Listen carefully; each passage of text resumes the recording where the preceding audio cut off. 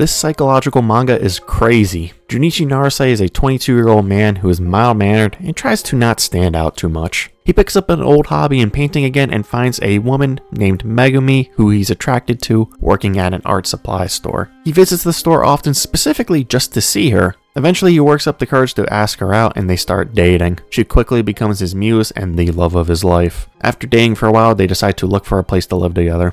Unfortunately for Junichi, while visiting a real estate office to find a new place to live, the place gets robbed. He jumps in front of a child during the robbery, saving her, but gets shot in the head as a result. Junichi wakes up in a hospital 1 month after the incident. He's informed how miraculous his recovery is. Luck is on Junichi's side because a 1 in 100 million chance occurs. A compatible brain donor has been found. It's extremely difficult to find suitable donors because of incompatibility and rejection. Before this, he was in a vegetative state and the right side of his brain destroyed. But thanks to his girlfriend Megumi signing off on a brain transplant surgery, he is now conscious. Junichi is the first adult to successfully survive a partial brain transplant, which saves his life. Unfortunately for Junichi, this life-saving surgery changes his life for the worse. Whose brain is now inside him and how will it affect him? This is the story of the psychological manga Heads. After the surgery, Junichi slowly notices that he's acting differently. There are changes in his interest and personality, and those changes become more apparent and widespread as time passes. He no longer likes the same things he liked before,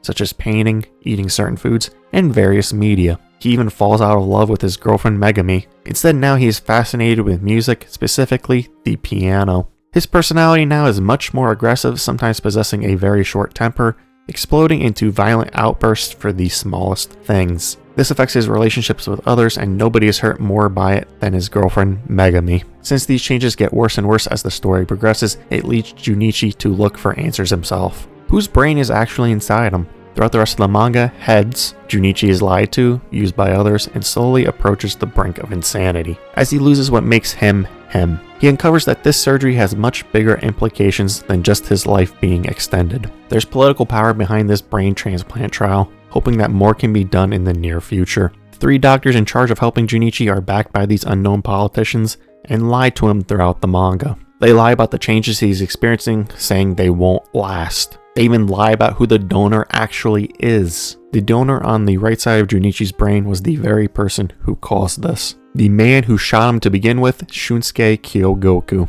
Heads ends with a bang, literally. Junichi has nothing left to accomplish. He's slowly losing control. Junichi finally finishes the painting of Megumi that he promised her, and even though he doesn't know it at this point, has a child on the way. There's nothing else left that he needs to do. He wants to die to preserve his reputation, being remembered as a nice person before he fully loses his memories and control. Shunsuke still has one thing left to do, get revenge for his mother, which he failed to do in his own body. He finally succeeds getting his father arrested for tax evasion. It's enough to know that his father will suffer, especially since he never helped Shunsuke's ailing mother. The coolest thing within the manga comes from one of the end scenes that I made the thumbnail out of, the moment where both Junichi and Shunsuke finally end it all. They have done everything that they can and now want to die, shooting 2 different guns into both sides of their head, so there's no way they can come back. What I didn't notice at first is that in the picture, both irises are actually different, signifying each consciousness within Junichi's body. A nice touch to end the manga. The manga Heads is kind of like a roller coaster. Despite being predictable, it has very interesting high points, but it also has its low points in terms of quality. It's a predictable read, but that doesn't mean it's not enjoyable. Seeing the slow descent into madness that Junichi has to deal with was really good. He starts doubting whether his actions are actually his own or influenced by the mentally ill Shunsuke. The Shunsuke storyline as a whole could have been executed better. Another problem is that towards the end of the manga, Junichi is kidnapped to be silenced by these political powers, but he ends up escaping unscathed. That was probably the worst part of the manga. It's just stupid that they didn't shoot him, especially since these politicians obviously have the connections and capabilities to silence him to begin with. They can make sure nobody hears about this, so it doesn't really matter in what manner they kill him. Overall, Heads was a solid read for me, and my rating reflects that at a 7.5 out of 10. Thanks for watching. As usual, don't forget to like, comment, and subscribe, and I'll see you guys in the next video.